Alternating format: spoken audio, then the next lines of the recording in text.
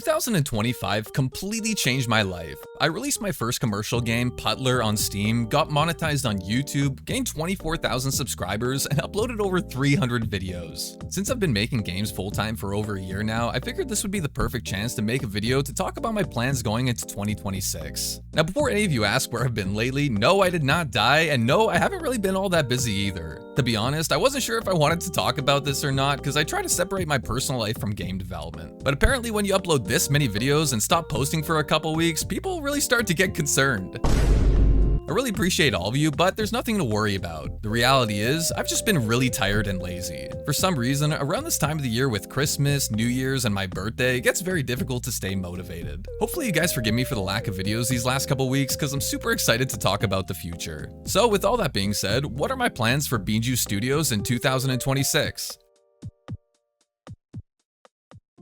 Well, first, let's talk about our upcoming game, Desktropolis. If you watch my short videos, you're probably familiar with it already, but it's essentially a desktop mayor simulator where you build a tiny city on the bottom of your screen. Originally, the game was meant to be a much smaller scope, but thankfully, because of the success of Puttler and strong interest in Desktropolis, we've really been able to bring the game up to its full potential. I plan to release a free demo for it and join Steam Next Fest because we never got the chance to do this before. As most developers know, the more wishlists your game has going into Next Fest, the more you'll typically get out of it. So if you go and wishlist Desktropolis on Steam, which you definitely should if you're a fan of city builders, it not only helps us, but also lets you know the exact moment it releases and goes on sale. There's no planned release date or price yet, but for anyone wondering, it'll definitely be coming out this year for around $5 to $10 USD.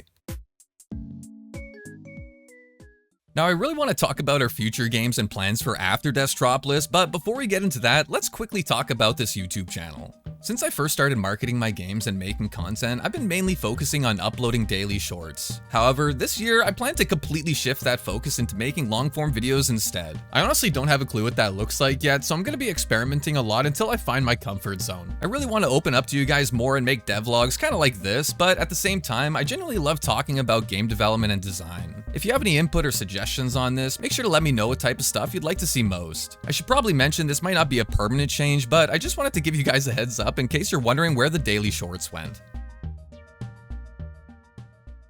When it comes to the future for my studio, the biggest thing I wanted to discuss is that we're no longer only making physics-based games. Originally, I had the plan to build a community in a specific niche, which is why we made Jinko and Puttler, but over time, I've come to realize our biggest strength is actually making small but unique experiences. There's a lot of different genres and concepts I really want to explore, so restricting ourselves to a certain category can ruin a lot of the excitement that comes with pursuing new ideas. It's definitely a big challenge designing and making something completely different from anything you've made before, like Desktropolis for example, but it's incredibly rewarding. By making these tight gameplay loops with just the right amount of complexity, it creates an experience that's easy to pick up and play while also being hard to master.